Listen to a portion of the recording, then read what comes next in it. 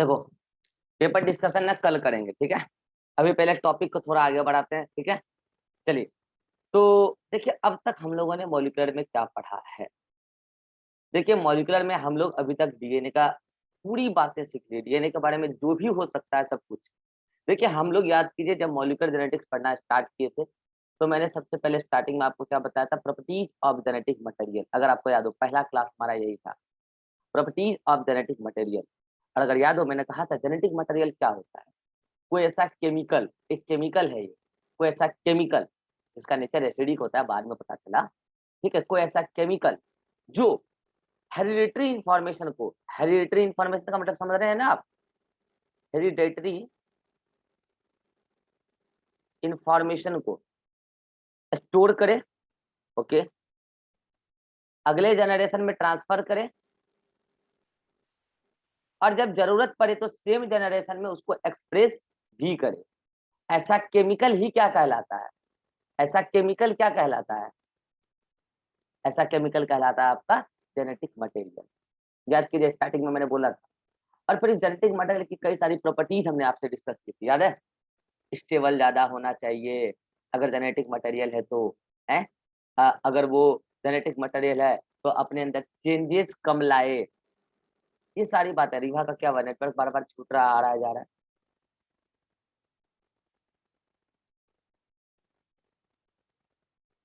क्या हुआ रिवा, नेटवर्क खराब है क्या?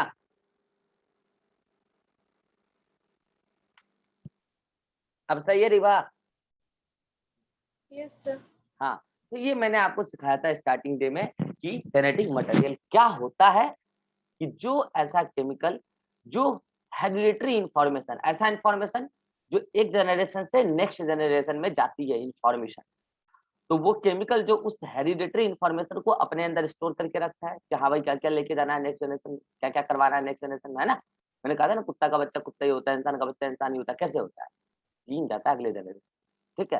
तो इसको बोलते हैं हेरिडिटरी इंफॉर्मेशन, कि कुत्ते के बच्चे से कुत्ता ही बनना है, तो कुत्ता का बच्चा जो बन रहा है उसमें जीन सारा कुत्ता वाला डाला गया, कुत्ते जैसे करेक्टर है। तो ये बातें हैं भाई, कि मैंगो के सीड से मैंगो ही आएगा। तो ये बातें हैं कि हेरिडिटरी इन्फॉर्मेशन का मतलब कि ऐसा इन्फॉर्मेशन जो एक जनरेशन से नेक्स्ट जनरेशन में जाए, उसको स्टोर करने वाला, उसको ट्रांसफर करने वाला जो केमिकल है उसको बोलते हैं जेनेटिक मटेरियल। लेकिन अच्छा जेनेटिक मटेरियल वो है जो उसको एक्सप्रेस भी करे, ठीक है। तो ये मैंने आपको समझाया था। उसके बाद फिर मैंने कहा चलो भाई अब हम लोग क्या पढ़ते हैं, पहले एक बार पता लगा लेते हैं कि आखिर इस वर्ल्ड में जेनेटिक मटेरियल है कौन, इस लिविंग वर्ल्ड में जेनेटिक मटेरियल है कौन। तो आपने कहा ठीक है सर जी पता लगाइए। तो आपने डिफरेंट टाइप के एक्सपेरिमेंट पढ़ा मेरे साथ, याद है। और फाइनली पता चला कि नहीं नहीं, जेनेटिक मटेरियल तो डीएनए ही है। याद आ गया? फाइनली हर से चीज के एक्सपेरिमेंट से पता चल गया था कि नहीं, जेनेटिक मटेरियल तो डीएनए ही है। Most of the living organism में डीएनए ही जेनेटिक मटेरियल है। लेकिन मैंने आपको तब भी कहा, ये एक सच बात है कि मोस्ट ऑफ द ऑर्गेनिज्म में डीएनए ही जेनेटिक मटेरियल है। लेकिन इस लिविंग वर्ल्ड में केवल डीएनए जेनेटिक मटेरियल नहीं है, कई जगह आरएनए भी है। याद है मैंने कहा था। और मैंने ये भी कहा था कि किस किस ऑर्गेनिज्म में जेनेटिक मटेरियल आरएनए है, ये बात मैं आपको आरएनए के ही साथ बताऊंगा। तो फिर मैंने कहा चलो भाई अब पता लगा लिए कि जेनेटिक मटेरियल कौन है लिविंग वर्ल्ड में, तो पता चला आरएनए भी है, डीएनए भी है। वो सच बात है कि मेजोरिटी ऑर्गेनिज्म में डीएनए। इसीलिए हमने कहा कि चलो पहले अब न्यूक्लिक एसिड पढ़ना स्टार्ट कर। तो मैंने न्यूक्लिक एसिड में सबसे पहले आपको डीएनए पढ़ा के खत्म किया। और डीएनए में मैंने आपको क्या पढ़ाया, सबसे पहले मैंने डीएनए पढ़ाने के लिए आपको मैंने कहा DNA is polymer of nucleotide. तो मैंने कहा चलो भाई न्यूक्लियोटाइड का स्ट्रक्चर समझो। तो न्यूक्लियोटाइड के स्ट्रक्चर को समझाने के लिए मैंने आपको न्यूक्लियोसाइड समझाया। न्यूक्लियोसाइड को समझाने के लिए मैंने आपको पेंटोस शुगर और नाइट्रोजनस बेस समझाया। डिफरेंट टाइप का पेंटोस शुगर जो आरएनए में अलग होता है, डीएनए में अलग होता है। डिफरेंट टाइप के नाइट्रोजनस बेस समझाया जो आरएनए और डीएनए में सिमिलर भी होता है, डिफरेंट भी होता है कुछ। ये मैंने समझाया। फिर फॉस्फेट समझाया, और फिर जाकर उसको जोड़ के एक न्यूक्लियोटाइड बनाना सिखाया। फिर जाके कई सारे न्यूक्लियोटाइड को जोड़ के पॉलीन्यूक्लियोटाइड चेन बनाना सिखाया। मतलब आपको डीएनए आरएनए के बीच में थोड़ा स्ट्रक्चर बनाने सिखा दिया। तब जाके हम एक्सक्लूसिवली किस पे आ गए स्टडी पे, डीएनए पे। मैंने कहा चलो अब डीएनए के स्ट्रक्चर को समझते हैं। जब हम डीएनए के स्ट्रक्चर को समझना स्टार्ट किए, स्ट्रक्चर खत्म हुआ हमारा। हमने कहा चलो अब डीएनए के जो फंक्शन है उसको बाद में देखेंगे, पहले डीएनए रेप्लिकेट कैसे करता है ये तो समझ लें। फंक्शन तो डीएनए का यही कि जेनेटिक मटेरियल की तरह करेगा। तो फिर मैंने आपको डीएनए का पूरा रेप्लिकेशन का मैकेनिज्म समझाया। उसमें ये समझाया कि डीएनए सेमी कंजर्वेटिव मोड में रेप्लिकेट करता है। उसमें मैंने ये भी समझाया कि डीएनए जो होता है रेप्लिकेशन जब करता है तो उस दौरान एक ही स्ट्रैंड जाता है अगले स्ट्रैंड में, यही है सेमी कंजर्वेटिव मोड। फिर मैंने आपको ये भी समझाया कि डीएनए का रेप्लिकेशन डीएनए से ही होता है, ऐसा नहीं कि कहीं से भी स्टार्ट हो जाए, एक खास जगह होता है जिसको कहते हैं ओआरआई साइट। प्रोकैरियोट में एक ही होता है, यूकेरियोट में बहुत सारे होते हैं, एक डीएनए, तब जाके ऐसे कई सारे डीएनए बनते हैं। फिर वो पूरा मैकेनिज्म आपने पढ़ा, है ना? ये पूरा आपने अब तक डीएनए के ही बारे में पढ़ा है। कितना लंबा सेगमेंट आपने डीएनए के बारे में सीखा, सोचिए। तो अब बात है कि सर आपने तो हेडिंग डाला था न्यूक्लिक एसिड और आप इतने आगे बढ़ते-बढ़ते डीएनए तक पढ़ा दिए। तो क्या सर आरएनए नहीं पढ़ाएँगे? आरएनए ठीक है, कुछ ऑर्गेनिज्म में जेनेटिक मटेरियल है, तो क्या आरएनए नहीं पढ़ाएँगे? वो इम्पोर्टेंट नहीं है? अरे वो तो डीएनए से भी ज़्यादा इम्पोर्टेंट। हाँ, एक बात मैं आपको हकीकत बता रहा हूँ, इस लिविंग वर्ल्ड में पहले आरएनए आया था, बाद में डीएनए आया है। आरएनए से ही मॉडिफाई होके डीएनए बना है। इस लिविंग वर्ल्ड में पहला जेनेटिक मटेरियल आरएनए ही है। हमने अपने कन्वीनिएंट स्टडी के लिए पहले डीएनए पढ़ के समाप्त कर लिया। हमने अपने स्टडी पॉइंट ऑफ व्यू से अपने आप को थोड़ा ईज़ी बनाने के लिए स्टडी को पहले डीएनए पढ़ा और समाप्त कर लिया, ठीक है? आज हम आरएनए पढ़ने जा रहे हैं। आज का हमारा टॉपिक क्या है? आरएनए। आरएनए का फुल फॉर्म क्या है? Ribo nucleic acid. आज हम आरएनए पढ़ने जा रहे हैं। ऐसा नहीं कि मॉर्निंग क्लास चल रहा है 6 बजे तो लड़की लोग का कैमरा ऑन नहीं है, सूत गया आराम से, सूत गए हैं, क्लास में तो है। पता चला आधा घंटा का नींद मार के फिर उठ रहे हैं, फिर डाउट पूछ रहे हैं। सर क्या बोले थे? पहला जेनेटिक मटेरियल कौन है? ज्योतिष सो तो नहीं रहे? अरे मुझे नो डाउट है। सर, ऐसा नहीं कि सो गए कैमरा आराम ऑन से, कर दो। आराम से सो गए आराम से, ऐसा नहीं करना है, ठीक है? चलिए, यस तो सर। तो ये आज हम राइबोन्यूक्लिक एसिड के बारे में पढ़ेंगे, मतलब आरएनए के बारे में पढ़ेंगे। देखिए आरएनए के बारे में कुछ चीजें ऐसी है जो मैं अभी आपको स्टोरी के फॉर्म में बताऊंगा, ठीक है? कुछ कंपैरिजन है आरएनए और डीएनए के बारे में, ये हर बायोलॉजिस्ट को पता होना चाहिए। पता है क्यों? अब ना इतना ज़्यादा कन्फ्यूजन क्रिएट हो जाता है ना बच्चों को डीएनए पढ़ते-पढ़ते, उसको लगता है दुनिया में सब कुछ डीएनए ही है। लेकिन आपको पता है सेल के अंदर फंक्शन पॉइंट ऑफ व्यू से आरएनए ज़्यादा इम्पोर्टेंट है। डीएनए का अपना एक इम्पोर्टेंस है, आरएनए ज़्यादा इम्पोर्टेंट है। और मैं आपको एक बार बताऊँ, लिविंग वर्ल्ड में पहले आरएनए आया है, पहले डीएनए नहीं आया। तो पहला पॉइंट तो आरएनए के बारे में क्या बनता है कि RNA is first genetic material in entire living world. और दूसरा पॉइंट क्या बनता है कि आरएनए में ही केमिकल चेंजेस हो के, आरएनए में ही केमिकल चेंजेस मॉडिफिकेशन हुआ, तो उससे क्या बना? डीएनए बना। तो आपके मन में बड़ा सवाल आ रहा होगा, जब आरएनए आ ही गया, वो जेनेटिक मटेरियल की तरह एक्ट कर ही रहा था, तो क्या ज़रूरत थी कि उससे डीएनए बने? बोलिए, क्या ज़रूरत थी चेंजेस की? चेंजेस आया, किस टाइप के चेंजेस आए आपके मन में, ये भी सवाल आ रहा होगा। और क्या ज़रूरत थी डीएनए बनाने का? सब कुछ तो ठीक चल रहा था आरएनए से, अच्छा खासा ठीक था भाई। तो ये स्टोरी अभी आपको हम समझाते हैं। लेकिन इतना पहले आपको समझ में आना चाहिए, आज की डेट में सुनेगा ध्यान से, स्टार्टिंग में ये सही है कि आरएनए ही केवल था, आरएनए ही जेनेटिक मटेरियल की तरह कर रहा। फिर धीरे-धीरे आरएनए से ही मॉडिफाई होके केमिकल बना, जिसको हमने बोला डीएनए। और आज की डेट में ये सच बात है कि अगर आपको आरएनए की रिक्वायरमेंट है सेल के अंदर, तो वो डीएनए से ही बनेगा। डीएनए ही डिसाइड करता है कि आरएनए बनाना है कि नहीं बनाना है। देखिए क्या हल हुआ, समझ में आया? गुरु गुर चेला जिम्मी रहेगा, ठीक है? तो देखो, ये गुरु था आरएनए, पढ़ा लिखा के तैयार किया, डीएनए बनाया। और आज गुरु जी को ही अगर अपना कोई पहचान का ज़रूरत पड़ता है, तो वो किसके नाम से जाने जाते हैं? डीएनए के नाम से। डीएनए से पूछते हैं, "अरे भाई मैं आ जाऊँ मार्केट में?" तो डीएनए बोलता है, "हाँ, आ जाओ।" तब आता है वो आरएनए। सोचो, एक समय था कि आरएनए ही आरएनए था। आज भी सेल के अंदर मेजॉरिटी जगह पे आरएनए ही है। गुरु को सम्मान तो मिलता ही है। चेला लोग उसको बहुत सम्मान देता है। डीएनए बहुत बनाता है आरएनए, बहुत ज़्यादा। अभी आपको समझाएँगे स्टोरी के फॉर्म में, ठीक है? तो कुल मिला के आप ये बात पहले सिद्ध कीजिए कि आरएनए से डीएनए बना, ऐसा प्रिमिटिव वर्ल्ड में बहुत हुआ, ठीक है? लेकिन आज जो मॉडिफाइड वर्ल्ड है, जो प्रेजेंट वर्ल्ड है, उसमें डीएनए से आरएनए बनता है, ठीक है? अब आप बोलोगे सर ठीक है हम समझ गए सर, आरएनए से डीएनए बना पहले लिविंग वर्ल्ड में, मॉडिफाई होके ऑर्गेनिज्म के अंदर, फिर बाद में डीएनए से ही आरएनए बनता है आज की डेट में। सर मेरा सवाल ये है कि ये आरएनए आया कहाँ से? इस लिविंग वर्ल्ड में। Are you getting my point? ये आरएनए इस लिविंग वर्ल्ड में आया कहाँ से सर? दूसरा कि आरएनए से डीएनए बना, किस टाइप के केमिकल चेंजेस आए आरएनए में और क्यों आए? कितने सारे सवाल अराइज हो रहे हैं ना मन में अब। तो ये होता है एक बायोलॉजिस्ट को डीएनए आरएनए के बीच में पढ़ने के बाद एक कंफ्यूजन कि हाँ भाई, सच में यार, अगर आरएनए से डीएनए बना तो किस टाइप के चेंजेस आए, क्यों आए हैं? वो आरएनए कहाँ से आया पहला लिविंग वर्ल्ड में? अब समझिएगा, मैंने अभी आपको इवोल्यूशन नहीं पढ़ाया। जब इवोल्यूशन पढ़ाऊंगा ना, तब मैं आपको बताऊंगा। आरएनए तो बाय चांस एक केमिकल बना था इस अर्थ पे। आरएनए तो बाय चांस एक केमिकल बना था इस लिविंग अर्थ पे। देखिए, जिसको आना है ना 6 बजे ही आ जाइए, ये लेट करके आइएगा तो दिक्कत है। लेट करके आने का कोई फायदा नहीं है, ठीक है। हाँ चलिए, तो जो है आरएनए जो है इस लिविंग वर्ल्ड में पहले बना। कैसे बना? केमिकल रिएक्शन से। कहाँ बना? समंदर में, हॉट वाटर में। मैं आपको इवोल्यूशन में बताऊंगा, ठीक है। वो पहला ऑर्गेनिज्म प्रोकैरियोट था। वो कौन था भाई? प्रोकैरियोट था। तो प्रोकैरियोट एक ऑर्गेनिज्म ही इत्तेफाक से इस अर्थ पे आया था। इत्तेफाक हुआ, इत्तेफाक पे इत्तेफाक, करोड़ों वर्ष लग गए, तब जाके पहला लिविंग ऑर्गेनिज्म आया। और आज की डेट में सारे लोग सपोज करते हैं, मानते हैं कि उस लिविंग वर्ल्ड में जो पहला ऑर्गेनिज्म प्रोकैरियोट आया, उसके पास आरएनए ही रहा होगा। अच्छा, उस लिविंग वर्ल्ड से कुछ ऐसे ऑर्गेनिज्म इससे इवॉल्व कर गए जिसको आज आप वायरस के नाम से जानते हैं।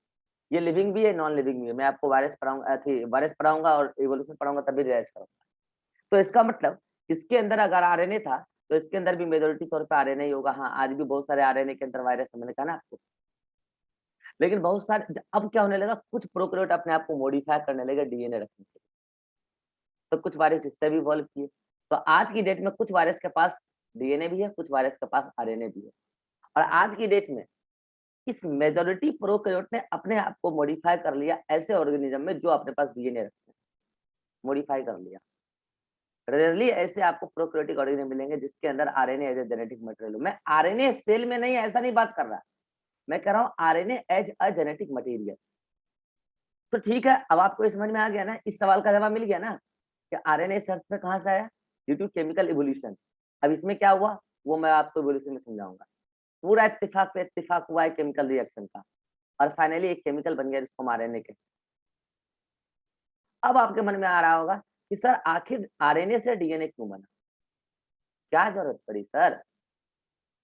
क्या जरूरत पड़ी सर? और दूसरा कि सर आरएनए से डीएनए कैसे बना? क्या केमिकल चेंजेस आए सर? और बड़ा सवाल सुनोगे। देखो यार, मेरे यहाँ ना दिमाग खोलने का काम चलता है, मेरे यहाँ रटने वाला काम ही नहीं होता। अब आप सोचोगे सर एक बात बताइए, तब जो लिविंग वर्ल्ड में आया था आरएनए ये वाला, और आज जो लिविंग वर्ल्ड में आरएनए है ये वाला, क्या ये दोनों सेम आरएनए है सर? समझ में आ रहा है? क्या ये दोनों केमिकली बिल्कुल सेम है सर? समझ में आ रहा है?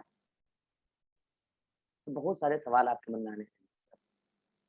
तो पहले इन सवाल का जवाब सुनिए, फिर इन सवाल का जवाब सुनिए, और फिर इन सवाल का जवाब। इन सवाल का जवाब मैं दे चुका हूँ। आरएनए कहाँ से आया लिविंग वर्ल्ड में? केमिकल एवोल्यूशन से आया। अच्छा, आरएनए से डीएनए क्यों बना और कैसे बना, क्या चेंजेस आए, ये बात अभी मैं बताऊंगा। जस्ट होल्ड कीजिए, पहले इसको डील करते हैं। देखिए, जब एंटायर वर्ल्ड में पहली बार आरएनए आया था उस टाइम इन्वायरमेंट कुछ और था, और आज जो डीएनए से आरएनए बन रहा, आज इन्वायरमेंट कुछ और है। ऑर्गेनिक इन्वायरमेंट में तो रहता है ना। आज इन्वायरमेंट ही कुछ और है, उस टाइम इन्वायरमेंट ही कुछ और था। ऑब्वियस सी बात है, दोनों आरएनए में डिफरेंसेस तो होंगे ही होंगे। ठीक है। अब सवाल है कि सर एक बात बताइए कि इस आरएनए और उस आरएनए में मेजर डिफरेंस क्या है? तो मेजर डिफरेंस ये है कि ये आरएनए उस समय ऑर्गेनिज्म के सेल के अंदर जेनेटिक मटेरियल की तरह एक्ट करता है, ठीक है। और ये आरएनए आज ऑर्गेनिज्म के अंदर जेनेटिक मटेरियल की तरह एक्ट नहीं करता। मेजर डिफरेंस यही, ये मैं भी आपको एक्सप्लेन भी करूंगा। तो आप बोलोगे सर एक बात बताइए, अगर आरएनए जेनेटिक मटेरियल की तरह एक्ट नहीं करता आज की डेट में, तो इस दुनिया में पहली बार आरएनए आया तो जेनेटिक मटेरियल के तौर पे ही था। लेकिन आज तो जेनेटिक मटेरियल का जगह कौन ले चुका है? कौन ले चुका है? डीएनए। तो सर एक बात बताइए, तो ये आज की डेट में डीएनए से जो आरएनए बनता, काहे बनता? मजे लेने के लिए बनता है क्या? है? ठीक है सर, आरएनए दुनिया में पहली बार आया था जेनेटिक मटेरियल के ही तौर पे। उसने आपको चेंज, अपने आप को चेंजेस किया, क्यों किया वो अभी आप बताओगे सही। कैसे किया वो भी बताओगे आप सही। तो अब डीएनए बन गया तो वही अब जेनेटिक मटेरियल है। तो सर आज की डेट में डीएनए से आरएनए मजा लेने के लिए बनाते हैं क्या हम लोग सेल के अंदर? जवाब है नहीं। आपको मैं बताऊं, इसी आरएनए पर आपके सेल्स का मेजोरिटी फिजियोलॉजिकल फंक्शन डिपेंड है, मेजोरिटी मेटाबॉलिज्म डिपेंड। समझ में आ रहा है? न्यूक्लिक एसिड दो है, एक डीएनए एक आरएनए आज की डेट में भी, लेकिन जेनेटिक मटेरियल आज की डेट में एक ही माना जाता है मेजोरिटी पर, तो कौन? डीएनए।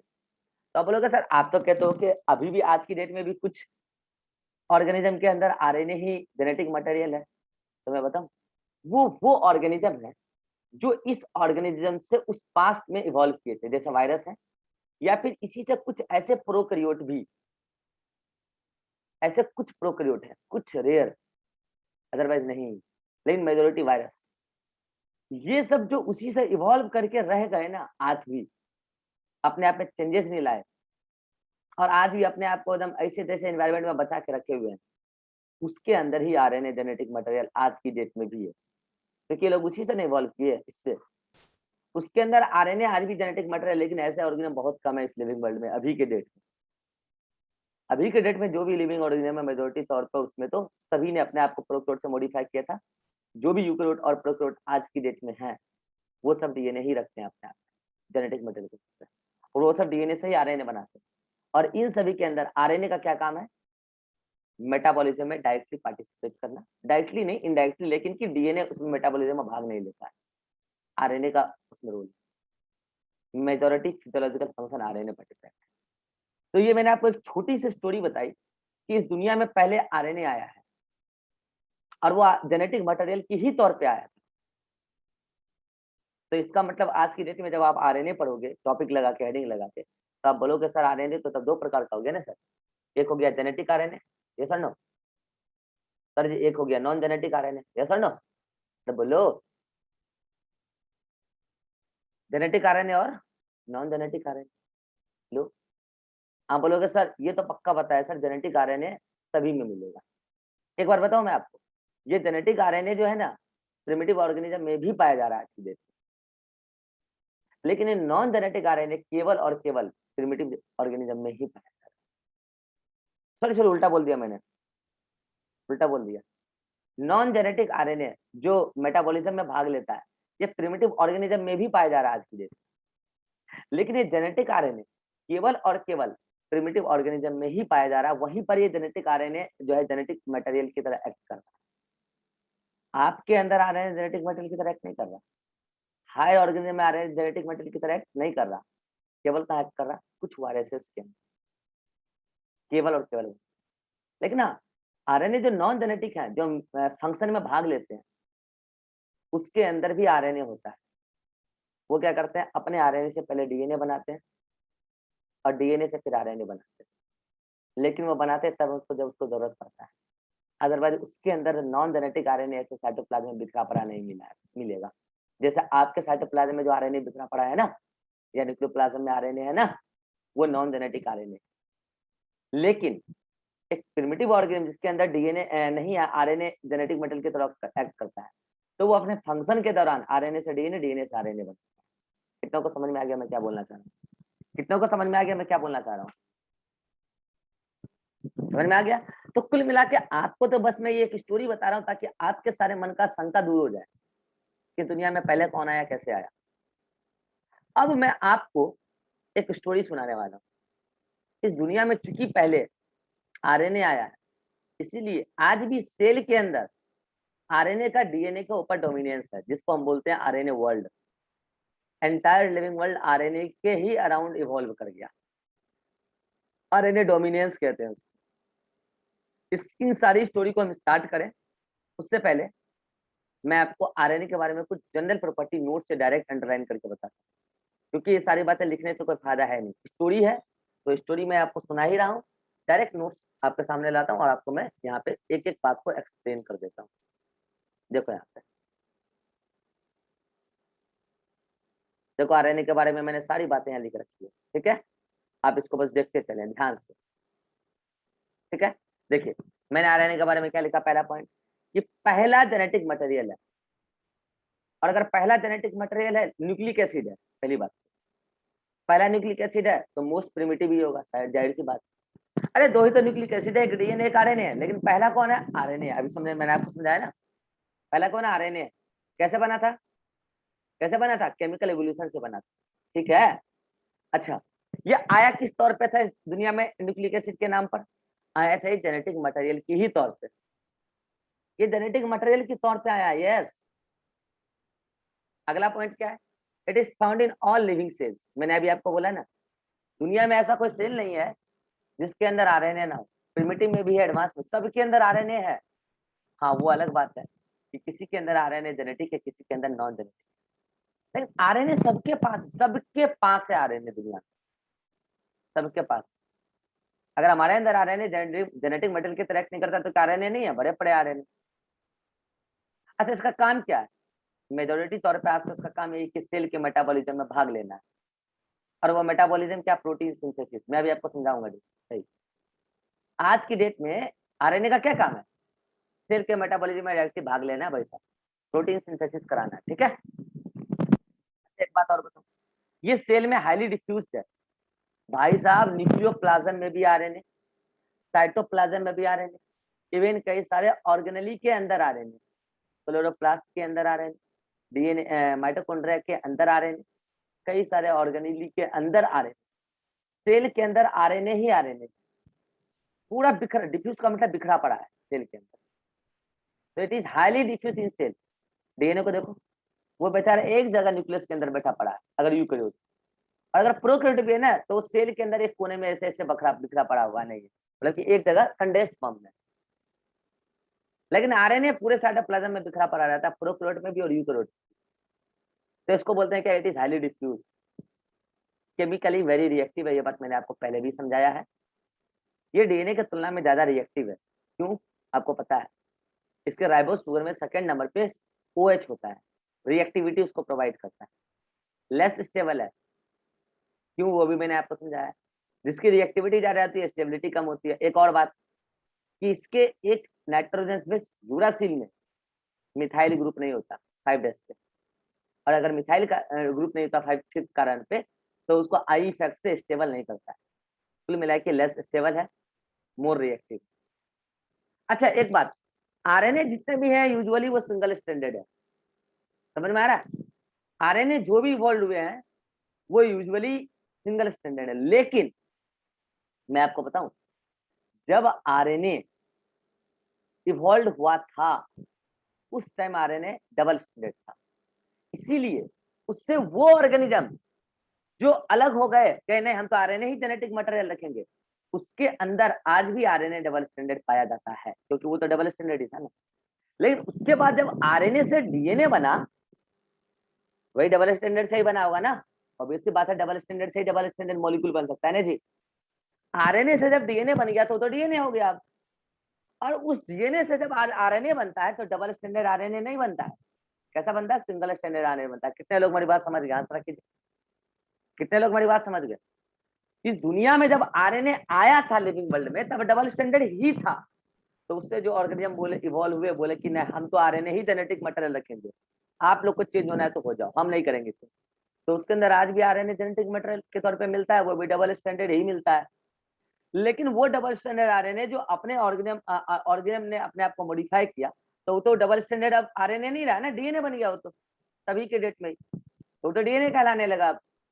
और उससे जो आरएनए बनना स्टार्ट हुआ, जो आज तक ऐसा हो रहा है, वो डबल स्टैंडर्ड नहीं बनता, वो सिंगल स्टैंडर्ड बनता है। लेकिन आज जब हम हेडिंग डाल के पढ़ते हैं आरएनए, तो आरएनए का मतलब तो दोनों ही आरएनए ना, वो वाला भी और ये वाला भी, समझ लो। तो हम तो यही बोलेंगे ना कि मेजोरिटी तौर पर आरएनए सिंगल स्टैंडर्ड है, वो आने वाला है। लेकिन डबल स्टैंडर्ड भी है। कौन वाला? वो वाला। वो वाला कौन? पुराना वाला। तो वहां पे आरएनए जेनेटिक मटेरियल की तरह एक्ट कर रहा।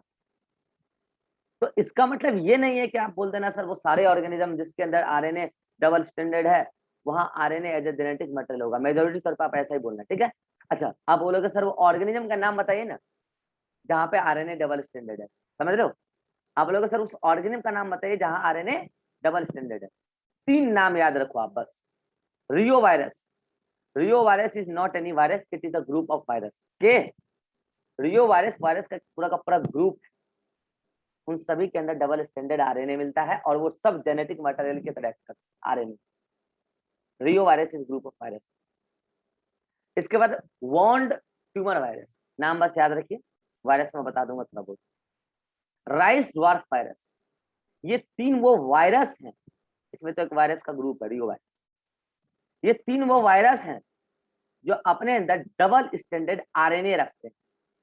अदरवाइज आरएनए यूजुअली कैसा होता है, सिंगल स्टैंडर्ड होता है। तो बोलिए आप ये बात याद रख लेंगे कि आरएनए डबल स्टैंडर्ड कहाँ मिल रहा है, जल्दी बोलिए। रियो वायरस, वॉन्ड ट्यूमर वायरस और राइस ड्वार्फ वायरस। अगला लेते हैं, अगला बात देखिए।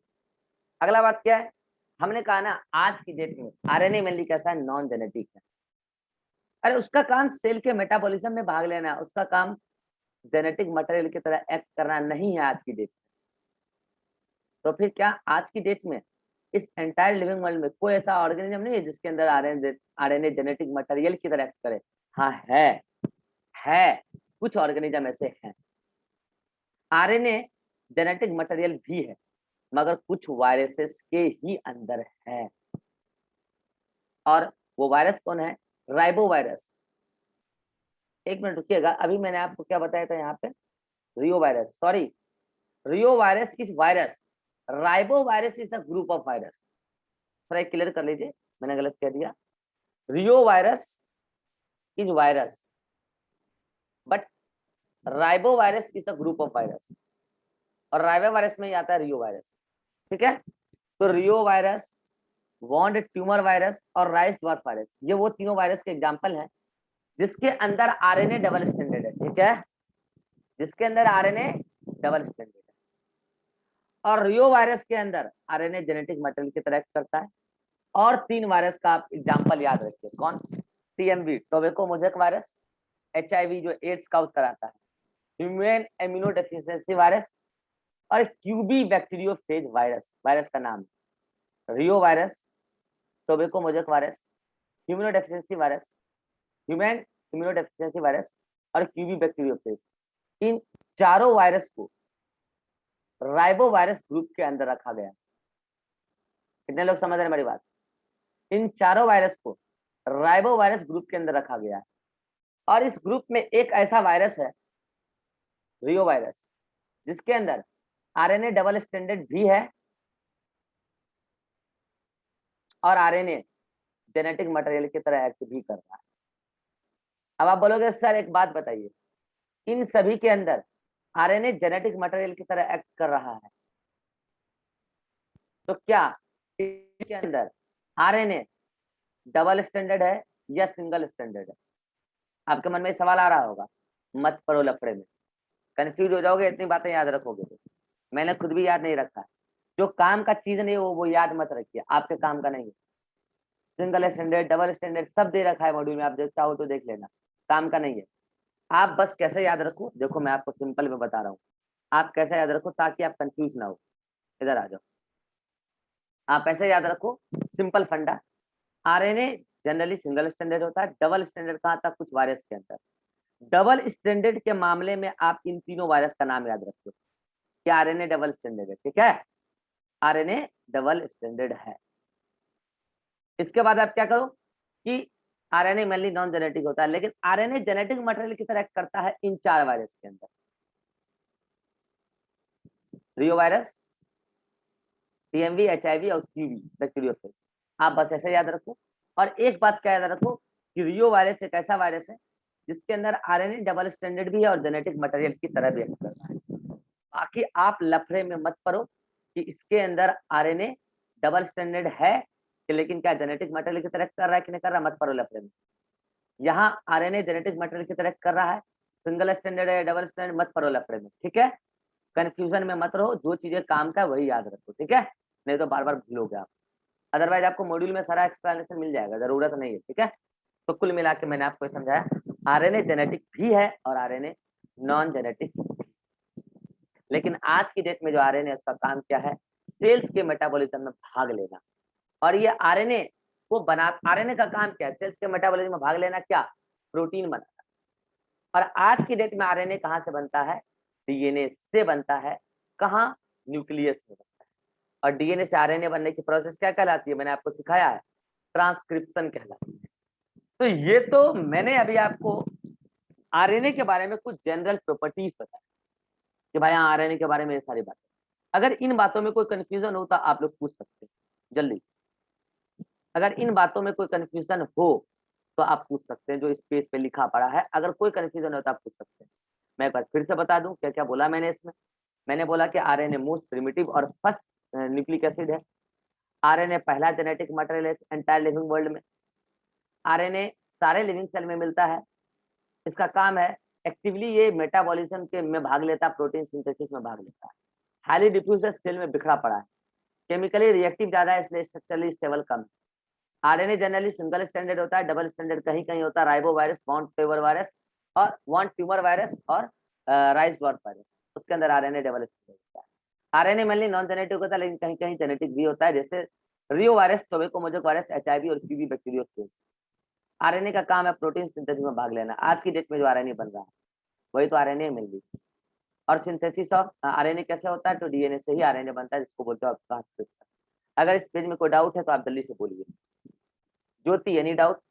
सर हाँ सर, ये रियो वायरस और पीटीएम भी, एचआईवी, ये सब राइबो वायरस के अंदर ही आएगा। ये हाँ कहाँ ये यस सर। हाँ बोले तो ये ग्रुप है, उस ग्रुप अच्छा के अंदर ये सब है। और नो सर। हाँ Ribha, any doubt? No sir. Atiq, no sir. चलिए इस पेज को जल्दी से देखिए, अगले मीटिंग में मिलते हैं। जल्दी से देखिए इसको।